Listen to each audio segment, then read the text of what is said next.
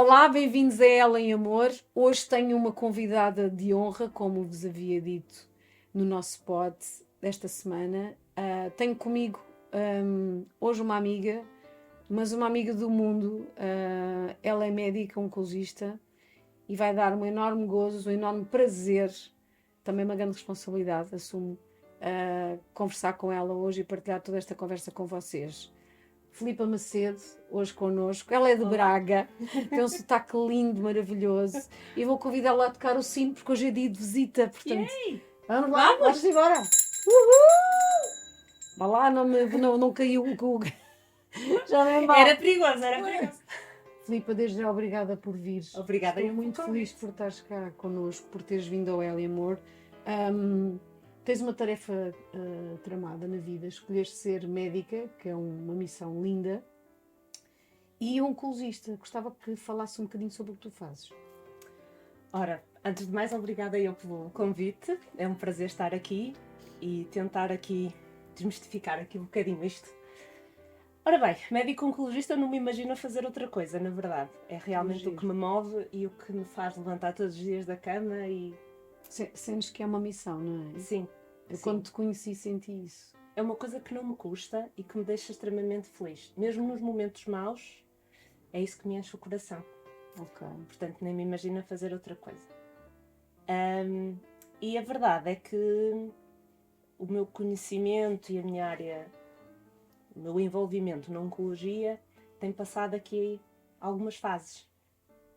Eu, como sabes, eu trabalho, claro, na parte do hospital público e faço os tratamentos ditos convencionais. O que já é uma correria no hospital público, é sempre... Sim. É muito difícil no hospital público dar-se atenção às pessoas, não é? É muita gente. Exatamente, é muita gente. Tem havido um boom de novos diagnósticos de cancro. Já agora diz-me uma coisa, aproveita para partilhar lá para casa a tua especialidade, porque tu tens uma especialidade dentro do cancro, certo? Sim, isso. Nós depois, é impossível nós sabermos estudos de todos os tumores e, portanto, nós acabamos por nos dedicar sempre a uma... Sim, há uma especialidade. Há tipo uma especialização. Uhum. Eu dedico-me mais a cancro da mama e cancro do pulmão. Ok. Também um bocadinho por necessidades do sítio onde eu trabalhava. Depois nós acabamos por nos especializar um bocadinho. E comecei a achar, no meu percurso, que não chegava só. Eu acredito naquilo que faço, na quimioterapia, no que seja, ou seja, nos tratamentos convencionais, sim, claro que sim. E faço-os e acredito naquilo que estou a fazer, mas achei que não chegava, não podia ser só aquilo, porque comecei a achar que pessoas novas, saudáveis, ditas saudáveis, que já faziam tudo, né? Tinham uma alimentação equilibrada, faziam exercício físico, porque é que uma pessoa assim tem cancro? Comecei a achar que devia Começaste haver... a questionar, não é? A questionar o porquê e comecei a ver que havia muita coisa para além de só da doença. Agora, claro que tudo isto demora tempo. Não é numa consulta de 15 minutos que eu consigo perguntar o que é que está de mal com a pessoa, não é? Ou seja, fazer uma anamnese profunda, não é? Conhecer Exatamente. o paciente não se conhece em 15 minutos. E claro que depois nós ficamos com uma relação muito próxima com os nossos doentes. É quase a nossa... Dúvida. O hospital passa a ser a segunda família deles, porque passam lá tanto tempo. Exatamente. Tanto tempo connosco, com os enfermeiros. E com o tempo, conforme nós vamos conhecendo as pessoas, começamos a ver que as pessoas têm algumas coisas em comum. Ai, que engraçado, fala-me sobre isso é muito giro. É giro que não tem graça, piada, mas a graça é giro no sentido em que tu te dás conta disso e faz lembrar o Brian Weiss, que não sei se tu conheces, o psicólogo que perdeu o filho e que escreveu N livros, que ele foi assim que ele depois de certa forma pôs para o mundo esta visão mais holística e mais profunda e mais espiritual do ser humano, também cheio de medo de perder a carteira profissional, mas foi a minha primeira sugestão da nossa biblioteca no Ela e Amor, foi exatamente porque ele começou a perceber que havia coisas repetidas, coisas iguais nos pacientes, nas consultas. Foi exatamente da mesma forma. É isso. Eu não estou a dizer que haja uma receita milagrosa e que sejam todas as pessoas iguais. Isso nunca existe, mas não é? conseguindo conversar, ter tempo para a pessoa, começamos a ver que há coisas na vida da pessoa que não estão bem e que a vida tem necessidade de abanar a pessoa. Porque se nós tivermos uma amigdalite ou se tivermos uma constipação, a vida não para. Nós tomamos um Benuron e a vida para a frente e continuamos. E às vezes não sabemos porque é que tivemos a amigdalite. Exatamente. A parte das vezes não sabemos porque é que ela veio, não é? A justificação é um resfriado. Mas normalmente quando é um cancro a pessoa para, finalmente, né? A pessoa para pensar. E começam a pensar no que é que está mal na vida delas e o que é que gostariam de mudar e como é que podem ser verdadeiramente felizes. E às vezes são as próprias pessoas que nos ensinam isto. Muitas delas são elas que me chegam ao consultório, não é? Ao gabinete, e que me dizem isto. Não se pode dizer que foi uma coisa boa, que nunca é boa, mas isto fez-me parar, fez-me pensar, e isto estava mal na minha vida, isto e isto. E agora eu tive tempo para reorganizar a vida, dizer aquilo que eu quero do resto da minha vida, como é que eu a quero viver, e parece que tudo se transforma na vida da pessoa. Sentes que o facto de haver um diagnóstico pesado acorda a consciência dos teus pacientes? É mesmo isso. Acorda as pessoas que andam adormecidas na nossa vida. No ramo-ramo, não é? No ramo-ramo. E atenção, isto é muito difícil. É muito bonito eu estar a dizer isto. Sem dúvida. Mas nós próprios, quando às vezes damos por ela, já estamos metidas no ramo-ramo do casa-trabalho, trabalho-casa, tenho que chegar a casa e pôr a roupa a lavar e tenho que ir às compras porque tenho que ir fazer o jantar para a família. E quando damos por ela, ok, nestas 24 horas, quanto tempo é que eu tirei para mim? 0.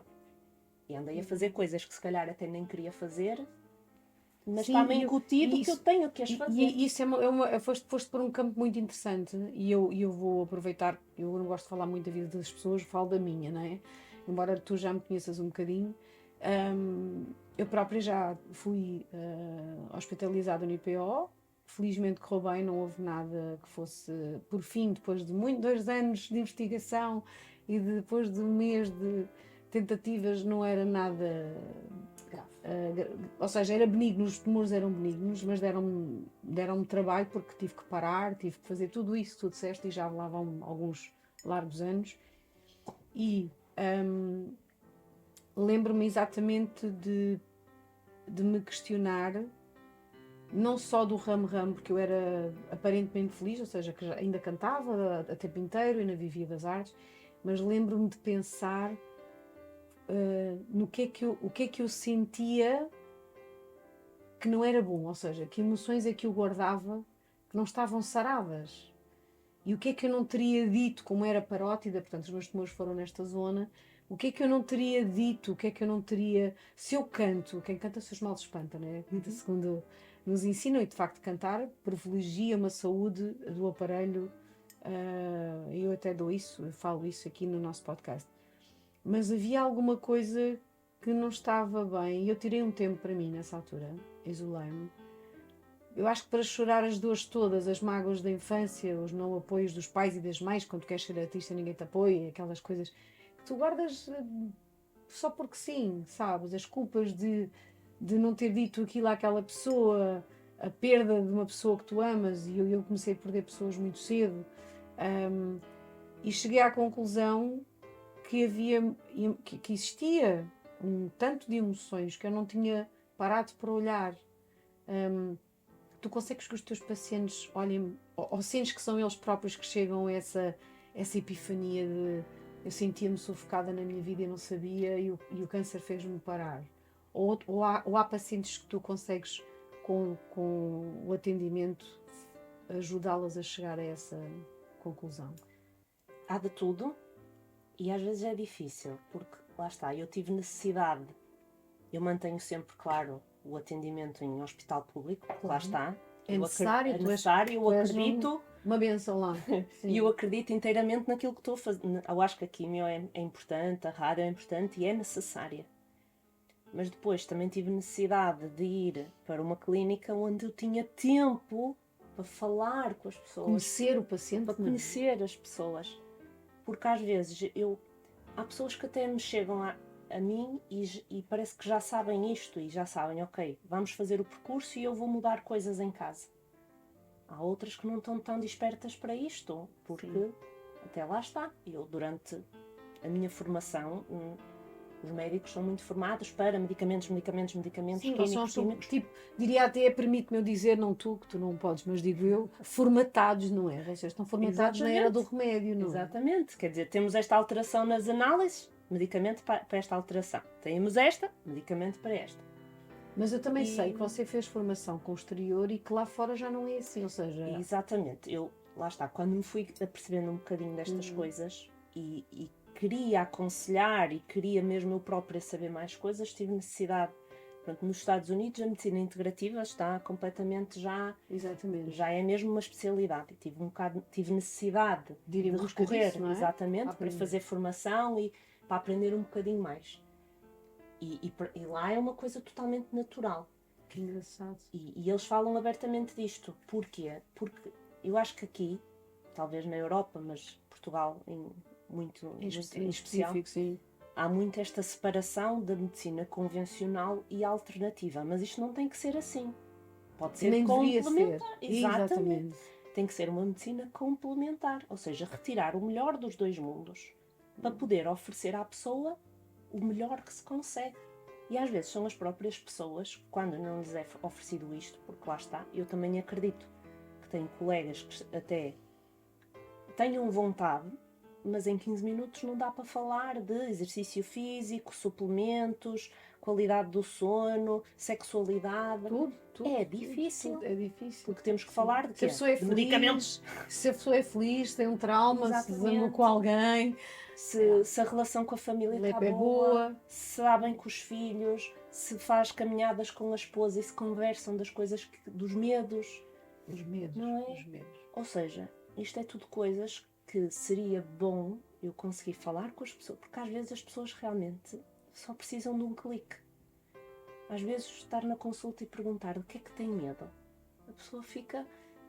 Tu sentes que as pessoas aceitam bem quando tu entras nesse lado não convencional, vamos falar assim. Agora vou fazer ao contrário. A nossa medicina agora é que é não convencional. Estamos na integrativa, então a não convencional é a medicina normal. Não sei que nome é que lhe chamar. Pronto. Quando tu, numa consulta, e a pessoa já vem com aquele peso de que tem um diagnóstico pesado, não é? Que tem um desafio grande ali pela frente, para se manter aqui neste mundo e tu dizes, então diga lá do que é que você tem medo. Qual é a reação das pessoas? Esta foi beber uns copos ou assim, ou as pessoas já entram desabafando ou não? Não, as pessoas primeiro é o choque de nunca ninguém me tinha perguntado isto. Ai, que giro, isso então ainda é mais fantástico. E depois é aquela pausa de acho que nunca pensei nisto. Isso eu ouço mais nos meus coaches, olha, nunca tinha pensado nisso. Porque o medo adoece, não é? Efetivamente, o medo é das coisas que mais adoece, não é? E viver com medo é horrível. A pessoa não está a viver. Sim, estamos constantemente a acidificar o nosso sangue, não é? E atenção, é normal ter medo. Eu tenho medo de coisas. Toda a gente tem que ter medo. O medo faz parte da salva de nos mantermos aqui em alerta. Agora, muitos de nós nem sabem de que é que têm medo. Porque lá está, nunca pensou, nunca teve tempo, ter um tempo para si, para pensar nestas coisas, não é? A gente anda no ramo-ramo e... Sentes que a maior parte das pessoas vive, ou seja, que existe muita gente que vive constantemente no medo. Acho que sim. E acho que às vezes eu posso não fazer ou não conseguir fazer nada porque a pessoa também não me dá abertura. E eu também respeito isso. Claro. Mas o facto de eu deixar a questão no ar e da pessoa a ter ouvido... Vai para casa e vai pensar naquilo. Que é esse o meu papel. Integrar, não é? Toma e vai... Exato. E depois disto faz com isto o que quiseres. Eu sei que há pessoas que pegam naquilo e metem na gavetinha, escondem bem... E continuam a meter para dentro e a remoer. Sentes diferença nas pessoas que conseguem abrir o baú e dizer assim, Vou dar um exemplo. Pronto, nós tivemos o prazer, já agora aproveitar para partilhar o prazer de fazer uma formação juntas, e foi assim que nos conhecemos. E descobrimos muitas coisas sobre este lado da ligação psicoemocional e a espiritual também à doença física do corpo. Eu já falei nisso aqui noutros podcasts e vamos continuar a falar. Tu sentes que as pessoas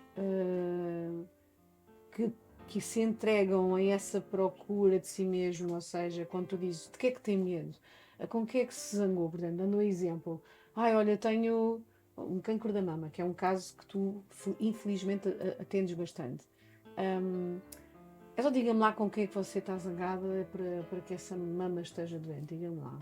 E a pessoa, e consegues desenvolver isso. Sentes diferença no percurso e na facilidade com que a pessoa, ou eu não quero dizer facilidade, porque nunca é fácil enfrentar um câncer, mas qualquer doença grave, mas tu sentes diferença no comportamento perante o tratamento, a forma como tudo decorre, os efeitos secundários, tu sentes diferença? Sem dúvida.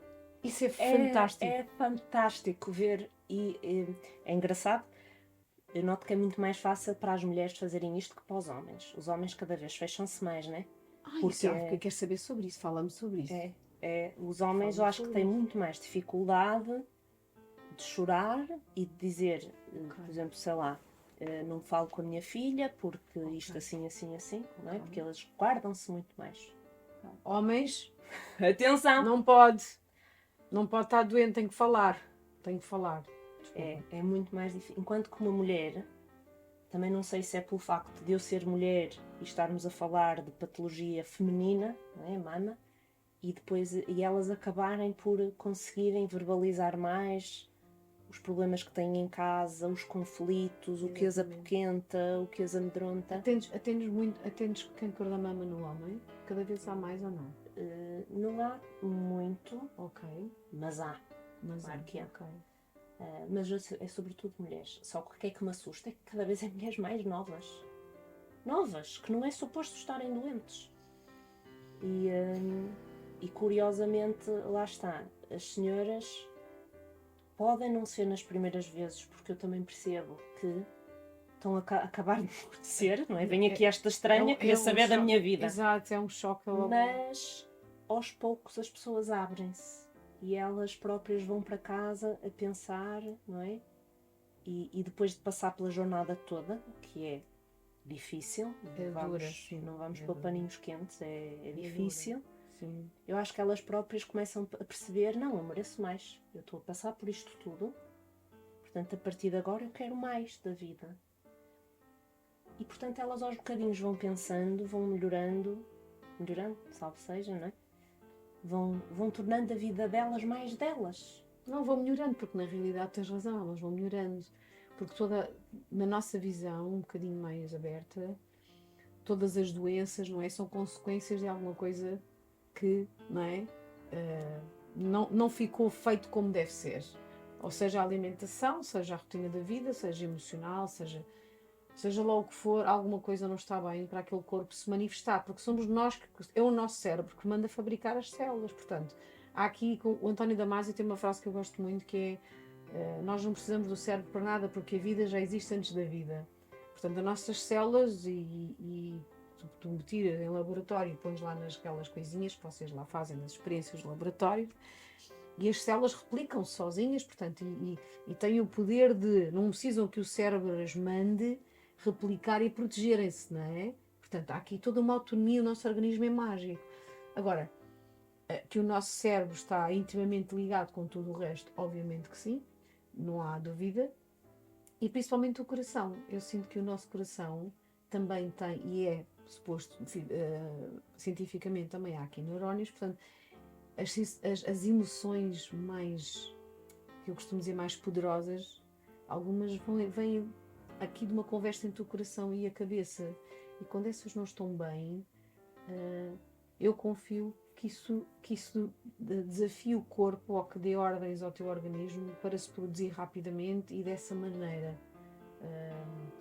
Portanto, o cancro, na realidade, eu olho para o câncer, e diz-me a tua opinião, eu olho para o câncer como uma consequência mais de alguma coisa que eu que eu estou a fazer comigo e que o meu corpo está a replicar.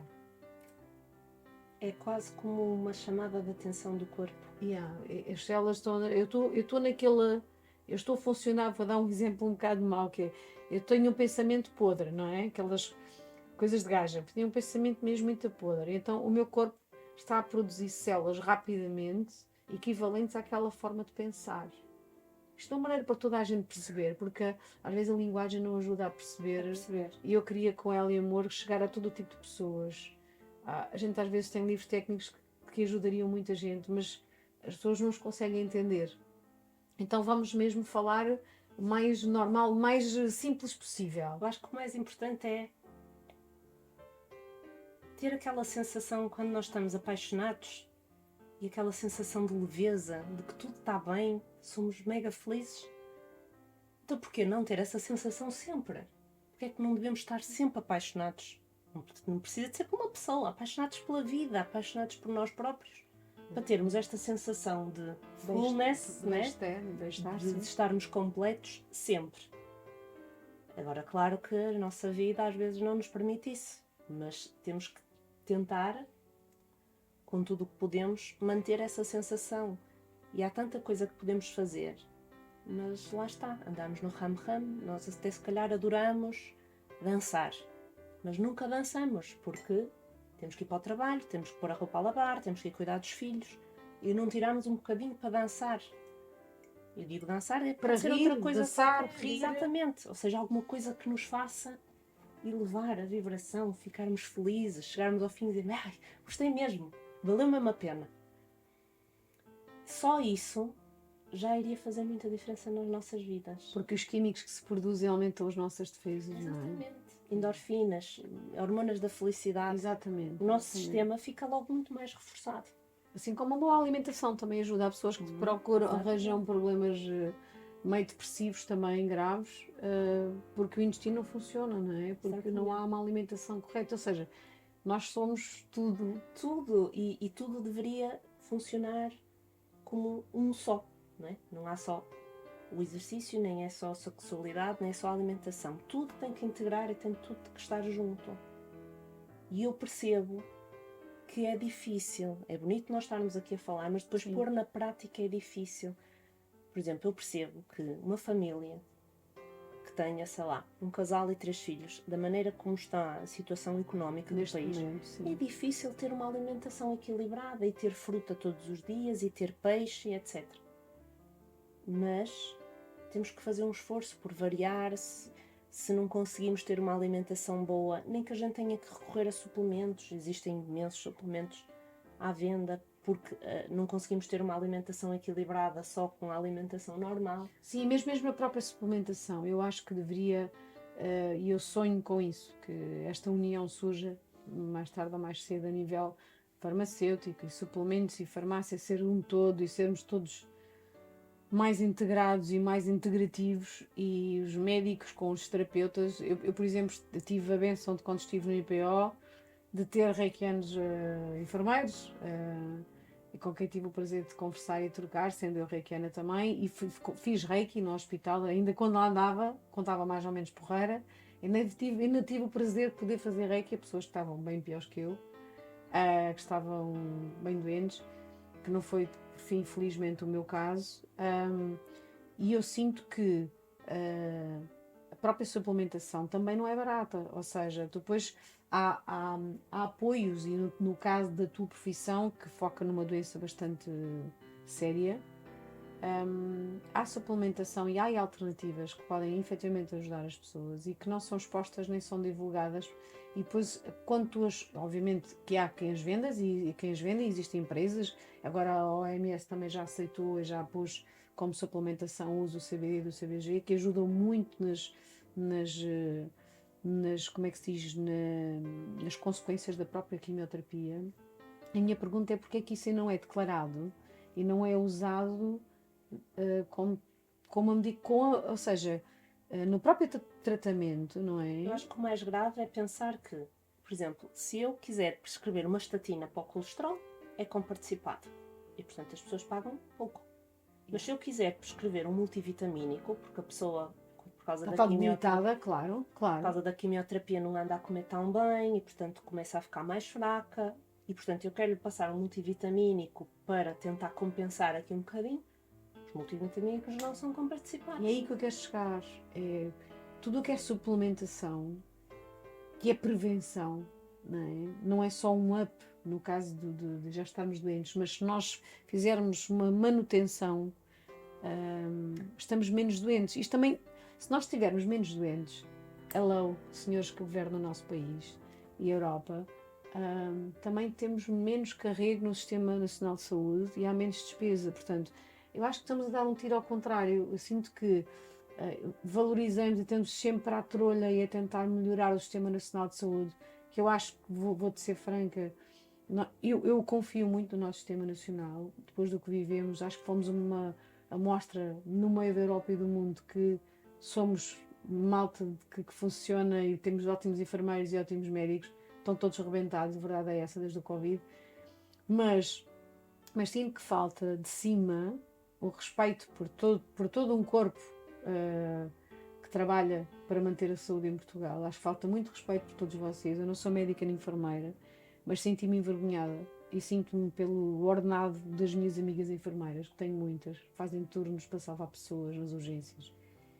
E porque é que eles não veem ao contrário? Ou seja, em vez de injetarem dinheiro à toa em certas determinadas coisas, não se cria este convênio de ok, vamos juntar isto, vamos unir forças, se as pessoas tiverem uma prevenção, temos menos despesa aqui, não é? A resposta é fácil, porque a prevenção não se vê os resultados logo. Só se vai ver daqui a uns anos. Né? Se eu prevenir Como a agora... malta quer ganhar eleições agora... Pois, não é isso que dá votos. Ok. Portanto, a prevenção, se nós começarmos a ter programas de prevenção agora, com exercício físico, consultas, por exemplo, anuais de dentista, psicologia e com médico para ver como é que a pessoa anda, tudo isso só vamos ter os resultados daqui a 20, 30 anos que começa a incidência de doença a baixar. Começa a haver menos diabetes, menos hipertensão, etc. Ou seja, não vai haver resultados agora. Agora vai ser mais caro. Porquê? Porque isso tudo tem que ser pago. Então tu sentes que a política pesa muito aqui? Muitíssimo. Isso comanda tudo. É triste, mas isso comanda tudo. Ou seja, antigamente, no tempo do Marquês de Pombal, não é? Vamos falar aqui, vamos recuar na história, vamos recuar da história. No tempo do Marquês de Pombal e não só, há um governador português que eu não consigo dizer o nome, não me vem agora à cabeça. Tenho uma amiga que sabe de cor, está sempre a dizer, fez obras incríveis que ainda hoje são super funcionais e são imprescindíveis a nível de distribuição de água no centro de Portugal. Ou seja, eles antigamente pensavam a médio e longo prazo, ou seja, fazer o país, né, criar infraestruturas para... E não digo que no nosso país não exista isso, obviamente criamos infraestruturas e criamos, mas eu sinto que estamos sempre na beleza e não na profundidade. Vou dar um exemplo que não é a da saúde, porque a da saúde é óbvia, assim como a educação, que está um caos. Podíamos copiar onde funciona, nem isso fazemos. Podíamos ouvir mais nos sítios onde funcionam e copiar, mas não. Mas nos transportes, por exemplo, nós podíamos, um país que está desertificado no interior, e tu sabes disso, podíamos descentralizar mais o peso da área da Grande Lisboa e tudo mais, os grandes centros urbanos. Se houvesse comboios como deve ser, que temos bastantes possibilidades disso, mesmo a nível tudo o que é água, nós temos mar numa costa, num lado todo de Portugal é banhado por mar, portanto, nós tínhamos aqui N hipótese de sei lá, o TGV já podia existir em Portugal, ligar a Espanha, ligar... sinto que há uma... Perdoem-me os governantes do nosso país, alguns deles até são pessoas que eu admiro, mas eles vão rodando, a gente tem que falar no geral, não é? Era de olhar um bocadinho à profundidade e não mais ao que é superficial, ir mais profundo. Agora pintamos uns autocarros e tal. E não, porque é que não fazemos uma linha férrea como deve ser? Porque é que... e estou a dizer isto, eu não sou contra o meu país, eu nunca quis emigrar. Eu podia ter emigrado e tive convites, até como artista, e nunca quis fazer isso. Porque eu queria crescer no meu país. E, de facto, tivemos governos que fizeram crescer. Mas não foram todos. E a verdade tem que ser dita, não é? Nós estamos a atravessar aqui uma crise imensa em que vamos comprar uma papaya e largamos lá um rim num supermercado. Portanto, como é que uma pessoa doente, e voltando ao tema aqui que tu estavas a dizer e com razão, em relação à suplementação que ajuda a suportar uma quimioterapia, porque é que ela não é comparticipada e porque é que não é... não faz parte do próprio protocolo, como a quimio é. Vocês têm todo um protocolo, certo? De tratamento. Que vão optando consoante o caso e o tipo de câncer que existe. Pronto. Porque é que a suplementação e os apoios também não fazem parte do protocolo? Não sei. Não tenho uma resposta. Governantes deste país, por favor. E que não devia ser só. Estamos a falar de suplementação, mas por que não ser logo quase que o PEC, nutrição, psicólogo, psiquiatria. Isso mesmo, essa é outra coisa, eu nem vou aí. Como é que o apoio psicoemocional não existe? Porque é que não há pilates clínico ou yoga em que as pessoas trabalhar possam... a respiração, Exatamente. serenar a cabeça, assim. Exatamente. Porquê? Porque as pessoas, eu até acredito que há pessoas que até queiram fazer algum exercício físico, mas nem sabem o que é que hão de fazer. Porque pensam, estou doente, não sei, estou cansada, se calhar até tenho anemia, que exercícios é que eu posso fazer? E não há aconselhamento nenhum, não é? E não há nada. Portanto, se pediram um Eu fisioterapeuta... Eu tenho essa noção enquanto coach de saúde, porque é uma profissão que em Portugal é como se não existisse. E devia de existir pelo menos 3 por cada posto médico. Assim como 3 ou 4 ou 5 ou 20 psicólogos, não é? Diz-me uma coisa, os hospitais e o hospital público onde trabalhas, os pacientes que são diagnosticados com este tipo de... A família e os próprios pacientes têm apoio psicológico ou não? Se pedido e se o psicólogo for amável, pode atender a família. Mas à partida, o seu trabalho é sempre para com o doente. Mas o doente tem apoio? O doente tem apoio. Ok. Pode não ter no timing que nós gostaríamos, porque, claro, há uma lista de espera, o psicólogo é um, aquela gente toda. Pois é isso, é isso que a mim me faz confusão, continuamos a ter um psicólogo, e Portugal não precisava disso, nós temos belos psicólogos, temos uma equipa gigante de psicólogos em Portugal, que trabalharam no Covid, no call center, para ajudar, portanto, porque têm alguma formação e alguma... e porque é que eles não estão ao serviço de onde lhes pertence, a fazer aquilo que é o trabalho deles, a nível hospitalar, a nível mesmo clínico, lá está. E quase que deveria ser um rastreio, ou seja, a pessoa vai à consulta de oncologia e deveria quase como default, como isso mesmo, ir à consulta do psicólogo uma vez, quase como fazer uma triagem. Mas é isso mesmo. Até porque eu talhar tento, o perfil, não é? Exatamente. Exato. Eu tento puxar coisas e tentar descobrir se a pessoa está bem, se precisa de algum apoio, mas eu não tive formação para aquilo, eu tento fazer à minha maneira, mas às vezes nem sei bem o que é que estou a fazer. Ou seja, uma pessoa treinada e que sabe o que é que há de perguntar e o que é que... Como é que há de focar, exatamente, para a sua função. É que poderá logo dizer, ok, esta pessoa não precisa de acompanhamento e pronto, não é marcada mais consulta, mas se calhar esta, que para mim até estaria bem, o psicólogo até diz, olha, não, é melhor eu manter, nem que seja uma vez por mês, para ir acompanhando, se calhar até tenho uma filha pequena que não está a lidar bem com a situação do pai, estar doente ou assim, exatamente, vou chamá-la também. Sim, porque o câncer nunca é só da pessoa, não é? É da família.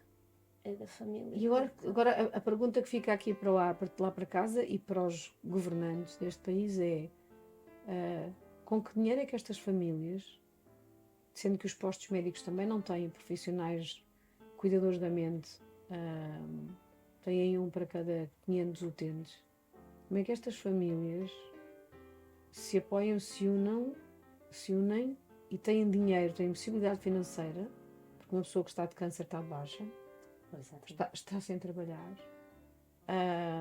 conseguem sobreviver. Isto mexe com muita coisa, não é? Porque é um elemento da família, que normalmente é um pai ou uma mãe, ou etc. Às vezes os miúdos, nós temos famílias que andam com os miúdos às costas, que nem o pai pode trabalhar para cuidar da criança ou a mãe, porque tem que andar em tratamentos, É terrível. E depois os efeitos secundários são em casa. Isso. E é a família que tem que cuidar daquela pessoa.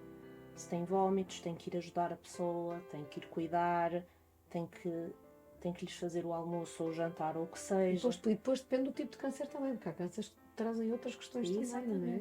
Ou seja, toda aquela família tem ali uma disrupção do normal desenrolar da vida, não é? Portanto, não é só a doença da pessoa. Pois toda a família em volta é afetada. E não há preparação para a família quando há este tipo de. Portanto, os protocolos de tratamento, muitos têm, enfim, resultados na própria pessoa de manifestos complicados. A família é preparada para isso, para ajudar, é informada, há enfermeiros que fazem esse trabalho, não há. Depende muito dos serviços. Ok. Normalmente a família pode vir à consulta para saber o que é que se vai passar. Ok. E depois sei que há serviços que têm uma consulta de enfermagem que consegue informar melhor a pessoa, quer a família, do que é que se poderá passar em casa e o que é que as pessoas podem fazer em cada situação. Ou seja, se a pessoa estiver com vómitos, olha, temos isto que ajuda.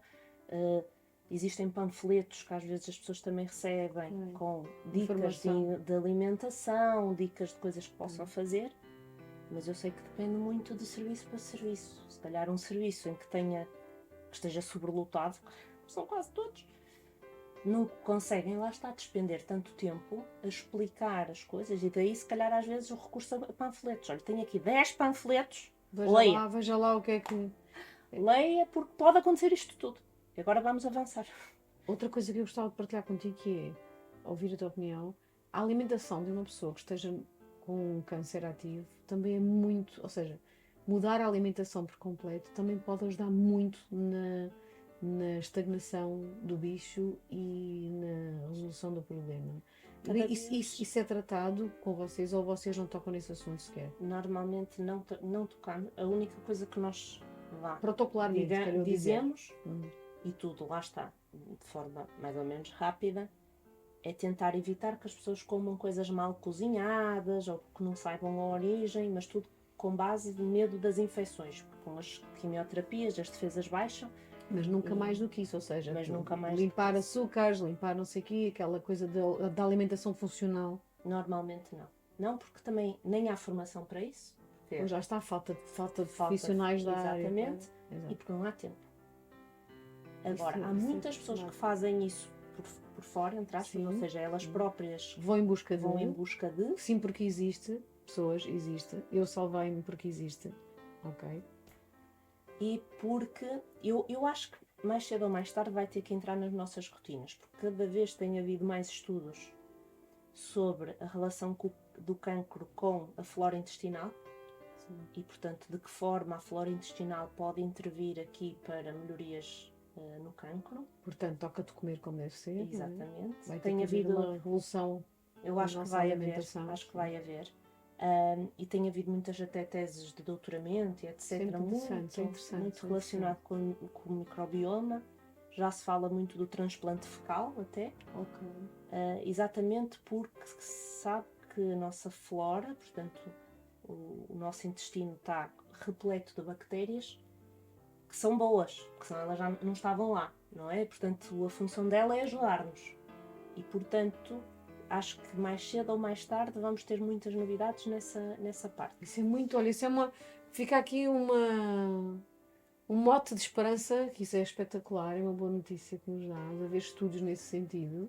É super importante para quem quer viver mais uns anos, não é? Pensar que, ok, estamos a desenvolver meios baseados no nosso próprio organismo, não é? Que não estamos a inventar nada. O nosso organismo, na realidade, tem tudo o que ele precisa para se manter em homeostasia. Nós é que acho que desaprendemos isso, não é? É engraçado, porque eu acho que posso partilhar isto. Enquanto eu ainda estava a fazer o internato, portanto ainda era pequenina, tinha um especialista, já com mais idade, que uma altura me disse uma coisa e eu pensei, que tolice. Que foi, vais ver que um dia ainda vamos fazer enemas de limpeza aos doentes e fazer quimio a seguir. E aquilo caiu-me e eu pensei, que loucura, mas o homem está louco. Exatamente. E agora, uns anos depois, e depois disto tudo estar a sair, eu pensar, olha, se calhar Ele ele, tem razão. se calhar ele já naquela altura estava a acertar. Sim, porque há muita coisa que na realidade se tem vindo a perder-se.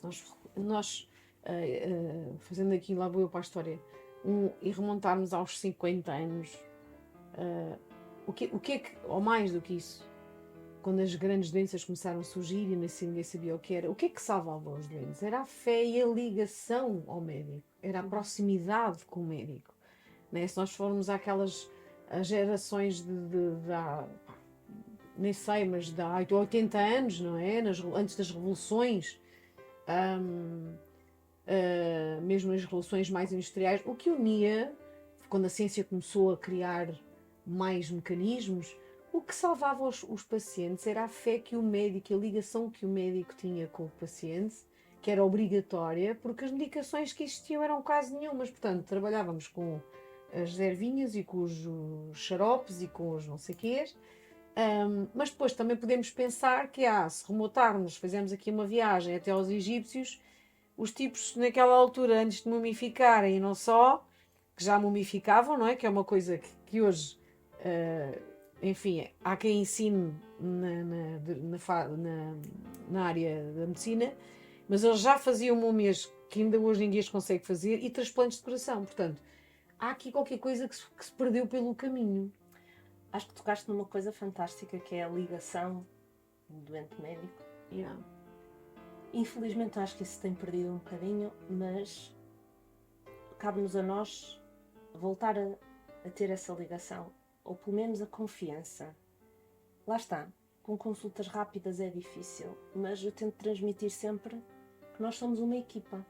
Ou seja, os sucessos daquela pessoa são os meus sucessos também. Claro. E ao contrário. E às vezes um insucesso não é a pessoa piorar ou vir a falecer.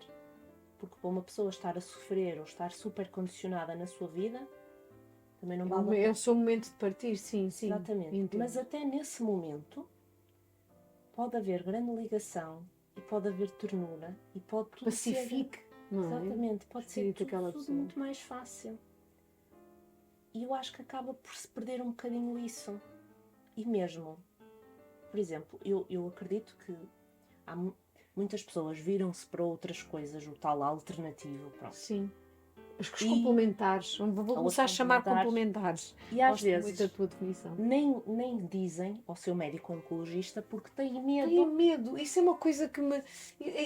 Eu sou uma descarada que eu digo, olha, fui ao osteopata e fui fazer acupuntura e foi bom. Mas é triste porque devia ser a pessoa em que eles confiam tudo, não é? Exato. Porque até podem estar a fazer uma coisa que realmente nós até dizemos, opá, isto não convém. Mas a pessoa não vai dizer porque não se sente à vontade e porque tem medo de levar na cabeça. Sim, porque há coisas que podem ajudar na especificidade em que estamos a falar, e há coisas que podem não ajudar. Exatamente. Não é? Mas eu acho que também nós médicos, às vezes também temos um bocadinho de culpa. Porquê? Porque às vezes a pessoa até começa a dizer, olha, estou a fazer isto, disseram-me para fazer aquilo, e a nossa reação é, tem que parar tudo! Não pode fazer nada, né? Ou seja, nem damos abertura de negociação, não é? Do tipo, olha... E por que não dão abertura de negociação? Por falta de conhecimento, porque nós não percebemos nada disto. Porque nós até podíamos tentar... Falta o trabalho conjunto, falta a integração. Falta a integração. Porque nós até podemos negociar, ou seja, olha, está aqui a fazer estas 5 coisas, olha, eu esta não sei o que faz. Portanto, olha, vou-lhe ser sincero, eu não sei, nunca vi isto, portanto, eu até preferia que não fizesse porque eu tenho medo que pode interferir com a químio. Mas este e esta, olha, pode fazer. Eu até posso achar que aquilo não faz nada, que é água. Mas se a pessoa se sente melhor a fazer e sente que está a contribuir para a sua saúde a fazer, por que não? Deixai-a fazer. Até porque Filipa... Está a fazer repolho em pó. Pronto, tudo bem, faça o repolho. Filipa, tens toda a razão, e vou buscar um assunto que para ti vai ser bastante normal antes de nós nos despedirmos, que é o efeito placebo. Ou seja, tanta gente morreu com diagnósticos que não eram seus, diagnósticos trocados em hospitais, e tantos se salvaram tendo uma doença má ouvindo dizer você não tem nada e está a tomar, e o que ele estava a tomar era açúcar, não é? Portanto, porque não havia medicamento para o salvar. E aí está a vontade e o nosso cérebro a trabalhar de forma a corrigir o erro que criou, no caso de uma célula maligna, por exemplo. Claro que nem sempre acontece assim e não é fácil, como tu dizes, mas é possível. E é aquilo que nós apelamos. Hoje, eu e a Filipa, hoje foi um dia um bocadinho.